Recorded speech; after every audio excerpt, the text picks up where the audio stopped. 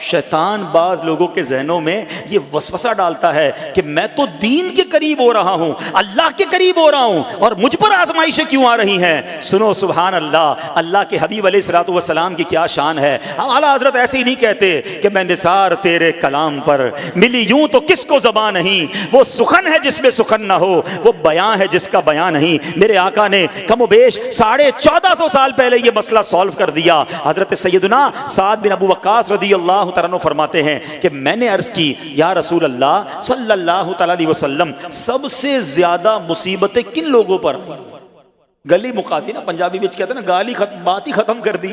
حضور یہ بتائیں سب سے زیادہ مصیبتیں کن لوگوں پر آئیں؟ پیارے آقا نے فرمایا انبیاء پر۔ اللہ اکبر، اللہ کے سب سے قریب تو انبیاء ہیں نا، انبیاء پر، پھر ان لوگوں کے بعد جو لوگ بہتر ہیں، پھر ان کے بعد جو بہتر ہیں۔ سنو اب اگلا جملہ، بندے کو اپنی دینداری کے اعتبار سے مصیبت میں مبتلا کیا جاتا ہے۔ اگر وہ دین میں سخت ہوتا ہے اس کی آزمائش بھی سخت ہوتی ہے، اگر وہ دین میں کمزور ہوتا ہے تو اللہ عز و جل اس کی دینداری کے مطابق اسے آزماتا ہے۔ بندہ مصیبت میں مبتلا ہوتا رہتا ہے یہاں تک کہ اس کے دنیا میں ہی اس کے سارے گناہ بخش دیے جاتے ہیں۔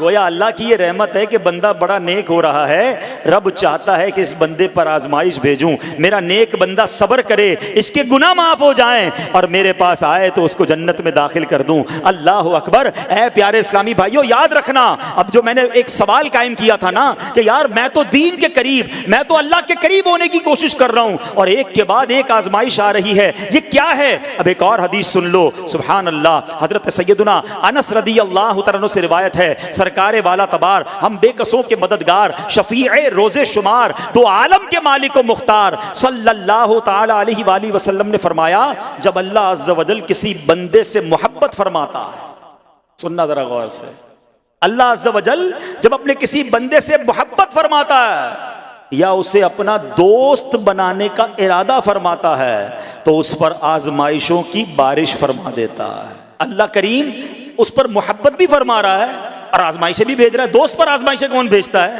دوست کو تو راحتیں ڈالی جاتی ہیں۔ ہائے ہائے، اب یہی تو امتحان ہے، یہی تو چیک ہے۔ سنو، نبی پاک فرماتے ہیں جب اللہ اس پر آزمائش بھیجتا ہے نا، وہ بندہ اپنے رب کو پکارتا ہے، اے میرے رب عز و جل، تو اللہ فرماتا ہے میرے بندے تو جو کچھ مجھ سے مانگے گا میں تجھے عطا فرماؤں گا، تو جلد ہی تجھے دے دوں گا اور اسے تیری آخرت کے لیے ذخیرہ کر دوں گا۔ سبحان اللہ۔ یعنی اللہ والوں کو آزمایا جاتا ہے، ان کے درجات بلند کیے جاتے ہیں، ان کے گناہ معاف کیے جاتے ہیں۔ تو اے میرے پیارے اسلامی بھائیوں، کبھی بھی یہ ذہن میں خیال مت لانا کہ یار میں دین میں قریب آ رہا ہوں، میری آزمائشیں بڑھ رہی ہیں۔ سمجھ لو امتحان شروع ہو گیا ہے، ٹیسٹ شروع ہو گیا ہے، اب اس ٹیسٹ میں مجھے کامیاب ہونا ہے اور اللہ کے مزید قریب جانا ہے۔ زندگی میں جو گناہ ہو گئے ہیں یہ میرے گناہوں کا انشاءاللہ کفارہ بن جائے گا، میرے درجات کی بلندی کا سبب بن جائے گا۔ اللہ سے عرض کرنا، اے مولا میں تیری رضا پر راضی، میں تیرے فیصلوں پر راضی، اب تک جو دیا تھا تو نے دیا تھا، یہ سب کچھ تیرا ہے۔ اے رب جب تو واپس لے گا